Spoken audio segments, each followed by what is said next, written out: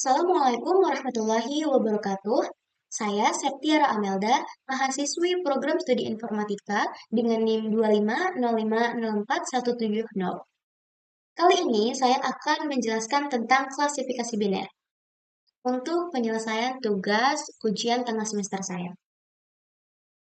Sebelumnya, perlu kita ketahui bahwa klasifikasi biner itu adalah pengelompokan suatu data terhadap hanya dua kemungkinan hasil saja, seperti ya atau tidak, lulus atau tidak lulus, true atau false, dan lain-lain. Nah, studi kasus yang saya pilih kali ini adalah tentang status lampu.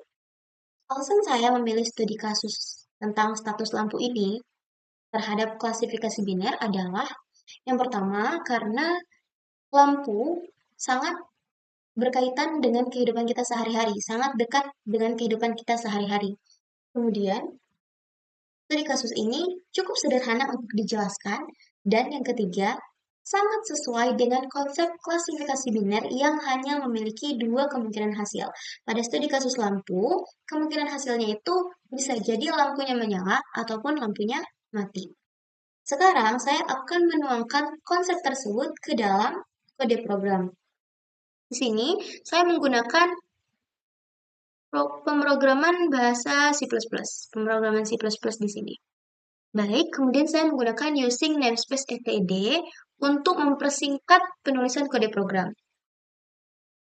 Kemudian,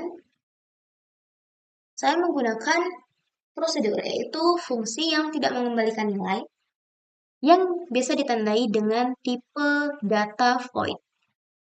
Di sini subprogramnya adalah status lampu, dan saya menggunakan parameter, yaitu variabel yang fungsinya adalah menampung nilai. Nah, variabel parameter di sini itu adalah variabel lokal dari si fungsi status lampu ini. Jadi di sini ada variabel integer listrik dan juga integer saklar. Kemudian kita masuk ke dalam condition control. Ada dua kondisi yang perlu istilahnya perlu dipenuhi, ya, perlu dipenuhi untuk mendapatkan hasil. Yang pertama adalah kondisi listrik.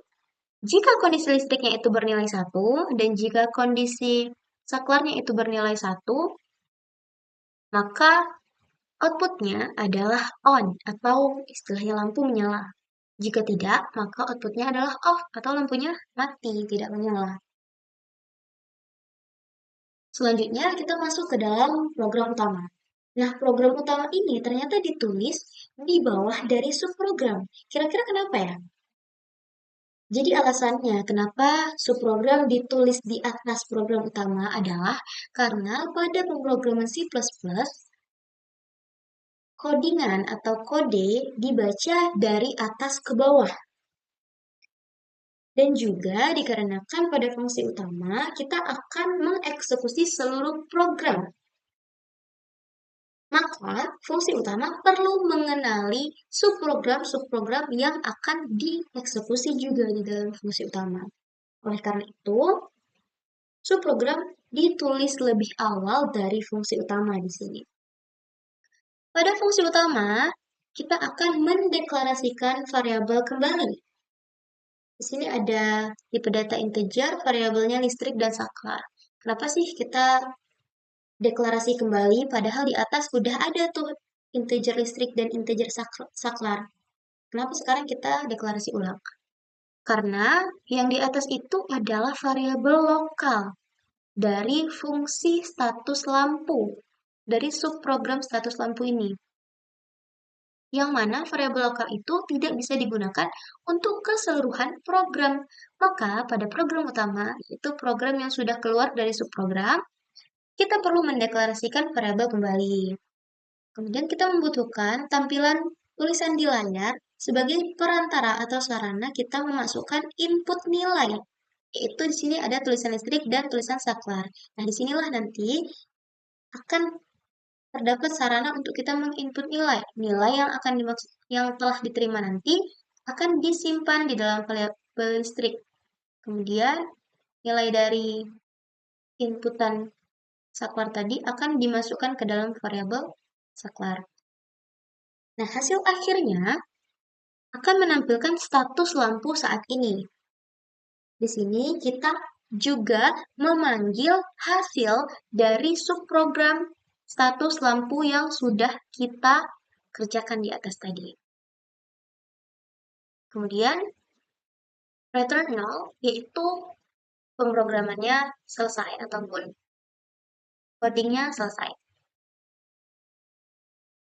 Nah, di sini kita coba jalankan apakah berhasil atau tidak.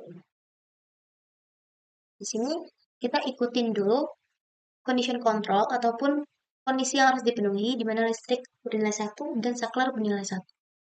Nah, output isi terakhirnya adalah status lampu saat ini on ataupun menyala.